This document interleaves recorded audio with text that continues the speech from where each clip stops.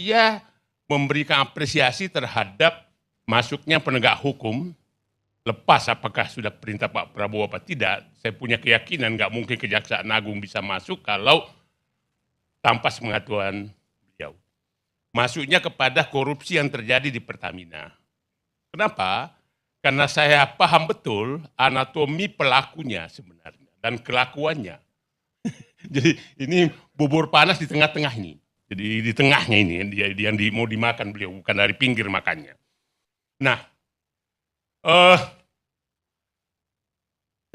kita paham betul bahwa seluruh presiden, mulai dari Pak Harto sampai sekarang, itu selalu dekat dengan bapaknya swasta yang ditangkap. Selalu dekat.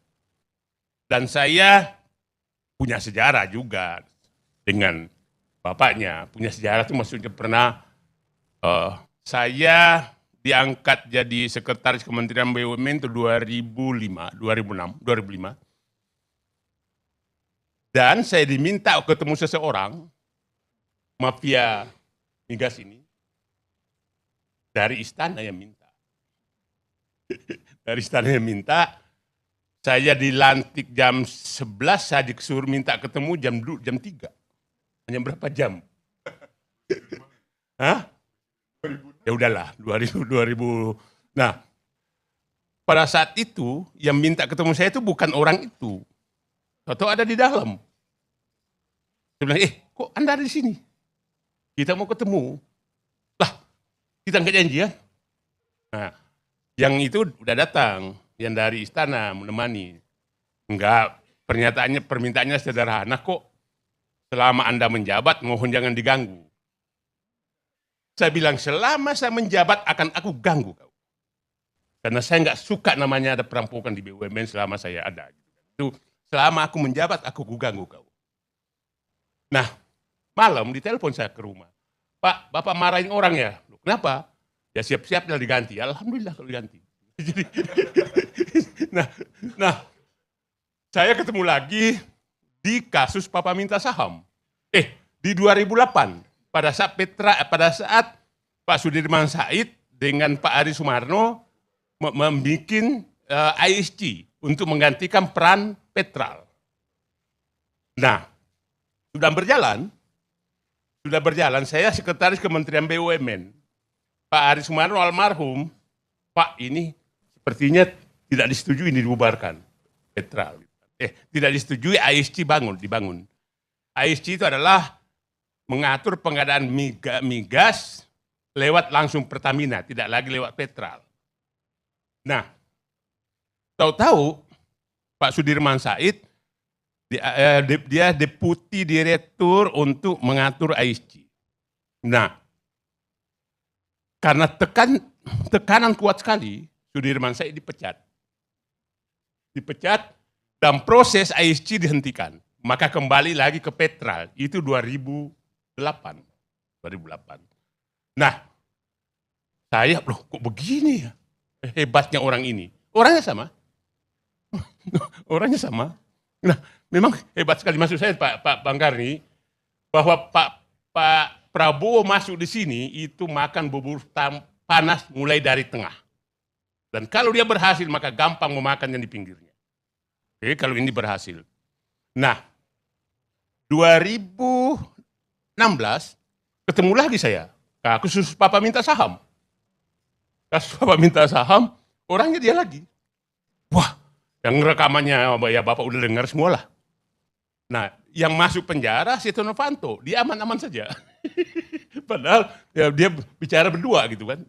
Memang di Indonesia ada orang hebat nih, bilang begini, di Pertamina sebenarnya, coba dibayangkan, itu 3 anak perusahaan yang harusnya saling memaki, kok bisa kerja sama? Kenapa harus saling memaki?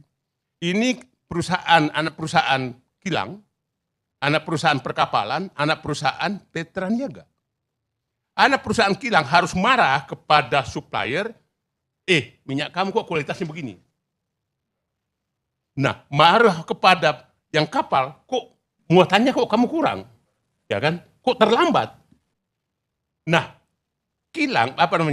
kapal juga harus marah kepada kilang. Kenapa lambat sekali kau mengisi kapal saya.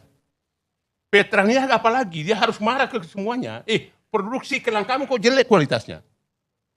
Kok kapal kamu kok isinya begini? Kok dari mana berangkatnya? Kok ini bisa kompak? 3 anak perusahaan yang harusnya saling memaki. Nah biasanya kalau kita mengerti manajemen, yang harus saling memaki, biasanya itu 5 orang tanda tangan kalau mau berhubungan dengan yang mau dimaki. Yaitu atasannya, teman sampingnya 2 dan bawahannya, itu yang baru tanda tangan tengahnya. Jadi perkapalan harus begitu, kilang harus begitu, Petraniaga juga harus begitu. Akhirnya kalau mau korupsi berarti setiap kapal 15 orang yang tanda tangan. Nah, kok bisa tertutup selama 5 tahun? Itu sangat tidak masuk akal bagi saya. Ini kenapa harus ada manajemen 5 mata, kok bisa tembus kayak begini gitu. Artinya kalau kita tafsirkan, ini ada yang mengkoordinir dari luar yang ditakuti oleh tiga-tiganya ini. Yang ditakuti oleh tiga-tiganya ini, dan ada yang bisa menutup semua kalau terjadi apa-apa di luar. Karena ini barang yang sangat bahaya, karena kalau ketahuan satu maka semua jadi rusak. Nah, kita lihat. Kenapa mulai 2018 dan berhenti 2023? Ya kan? Nah, 2018 itu kan 2019 pemilu. 2023, 2024 dia tahu ada presiden baru. Diam dulu. Ya kan? Nah, saya berharap Pak Presiden Prabowo sekarang ini memanfaatkan waktu istirahat mafia ini untuk dihajar. Dan dibuka semua. Nah, jadi saya katakan, ini terbongkarnya ini, mudah-mudahan tangan Allah sedang bekerja di bulan suci Ramadan untuk menyelamatkan negeri ini, sehingga kalau ini terbongkar Pak, Bang, maka mafia-mafia lain berpikir, waduh dia udah kena, kita juga kena nih. Tapi kalau Pak Prabowo ini gagal, dan hanya kasusnya sama dengan kasus pagar laut, hanya satu desa Kohot, maka kepercayaan publik akan hilang. Jadi, jangan sampai kasus Pertamina ini menjadi seperti kasus Kohot. Nah, hati-hati, menteri-menterinya juga masih ada yang yang aneh-aneh gitu. Nah, yang agak lucu kemarin tuh, coba lihat. Tahu-tahu Komisi 12 DPR mengundang Pertamina.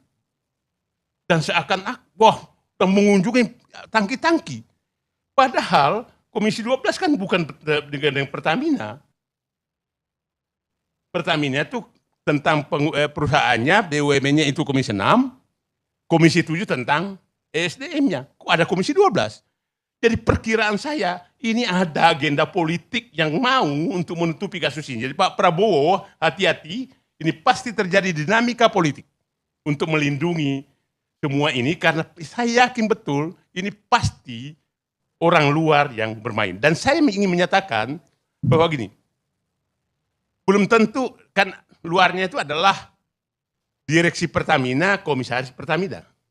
Atau dari luarnya adalah di luar.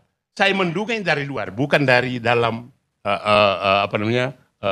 Pertamina. Nah, tapi Pertamina juga harus bertanggung jawab. Karena rumah kamu dirampok, kok kau diam aja selama 5 tahun. Nah, yang kurang hati-hatinya Pertamina, dia harusnya memeriksa. Kan begini Pak, orang-orang Pertamina itu kerjaannya semua sudah dilimpahkan ke anak perusahaan. Nah, harusnya pada saat melihat begini, ini ada sesuatu, kok bisa nggak terdeteksi? Karena biasanya, kalau ini kan 3 perusahaan Pertamina ini adalah betul-betul profit centernya dan risikonya paling besar. Satu adalah